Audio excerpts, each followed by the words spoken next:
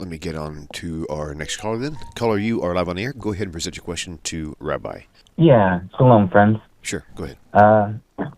This question came to mind because I thought of the verse in John that says Jesus was lifted up as a snake in the wilderness so that all those looking toward him might be saved. And I wanted to ask the rabbi, can you distinguish the difference between Jesus and the copper serpent Nehushtan for me? Because I come from a JW background, and they appear to be the same thing. So I'm stuck in a place where I know better as a Noahide, seeing beyond the snake. But am I supposed to separate from people who are still finding a relationship with Hashem because of the serpent he gave them? Interesting. Good question. Rabbi, clear? Right. So you're asking me, and is he still on? Yes. You're asking me, I'm using this as a metaphor. You know somebody who smokes, right? I'm sure you know somebody who smokes. And let's just make believe you do. You shouldn't separate from someone who smokes tobacco, but rather you should use your relationship to try to persuade the person to quit, right? So that doesn't make sense to me. It makes far more sense that if you know someone who's struggling, either physically or spiritually, to maintain your relationship so that you can persuade the person to stop using tobacco. So I hope I've made that clear, okay? So thank you very much for your thoughtful question. Okay, now you're going to go ahead and explain the part between absolutely. the serpent. Now we're going to explain the whole thing, yeah. So we're going to compare John chapter 3 to Numbers chapter 21.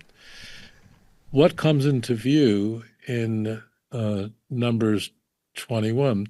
The Jews, the Bnei Yisrael, the children of Israel, were being attacked in the wilderness by serpents, which is not a good thing, right? And they thought that they had a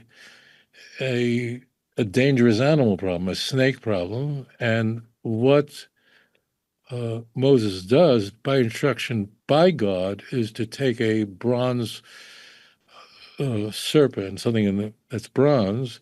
They play on words with the word nachash, but that's not germane, and to put it on a staff and hold it up very high.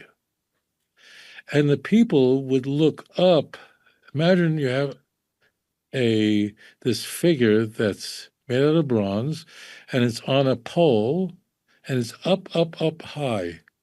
What would come into view? You would see a bronze serpent, and behind it you'd see the heavens, right?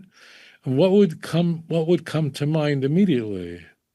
That you have a spiritual problem. You've turned your back on the God of the heavens. That was just so simple.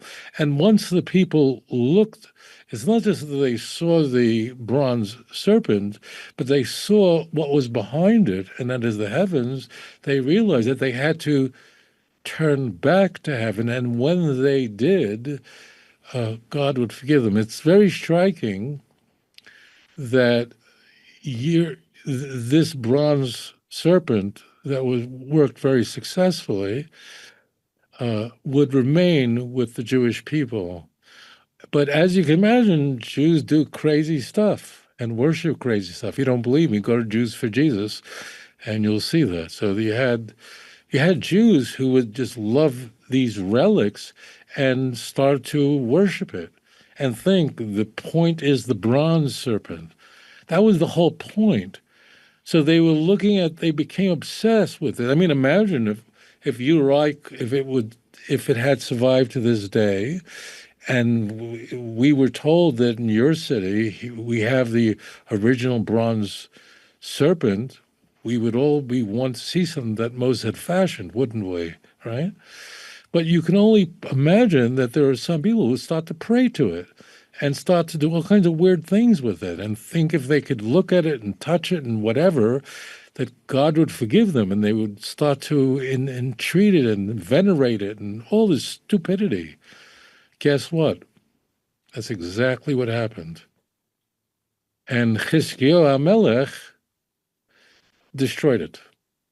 It was a very wonderful thing he did. See 1 Kings chapter 17, 18, 19, the whole the whole story of the background, foreground, and so on. He destroyed it. That's exactly it. So now we can swing our way to John chapter 3. The characters in view there is Jesus and Nicodemus. So Jesus is comparing himself to the bronze serpent that's been made a curse that takes away the curse. Well, that's not the point of it. First of all, the story couldn't have occurred because the conversation, if it was in Aramaic, the double entendre of born again wouldn't work. It does work in Greek. It doesn't work in Aramaic. So they have nothing to do with each other. The point of the bronze serpent is not that the bronze serpent didn't save you. The serpent on the pole didn't save you. The point was to see what's behind it. When chas v'chalila, when heaven forbid challenges enter your life, don't think that you have a serpent problem, or you have a marriage problem, or you have a child problem, or you have an addiction problem. Look at that as not the real issue, but there's something behind it. What might be behind it? And may I suggest that if you have a problem in your life and you want to repair your marriage and you want things between you and your husband to get better, consider giving charity, not looking at a bronze serpent. Because that was the whole mistake. And Chizkiyahu, who was the greatest Davidic king that ever lived, confirmed it by destroying it, not by holding it up. John 3 is completely wrong on this. Anyways, thank you for your question. Guys, hit that like button, subscribe to the YouTube channel, go to Rabbi Singer's channel as well, and also don't forget his 2-volume book set, Let's Get Biblicals, Volume 1 and 2. The audio files are available, but the CDs are not, but they're available on his website. The MP3. Let me say, I want to just one other thing for you guys. Listen carefully. Pay no attention to that man. No, listen to me.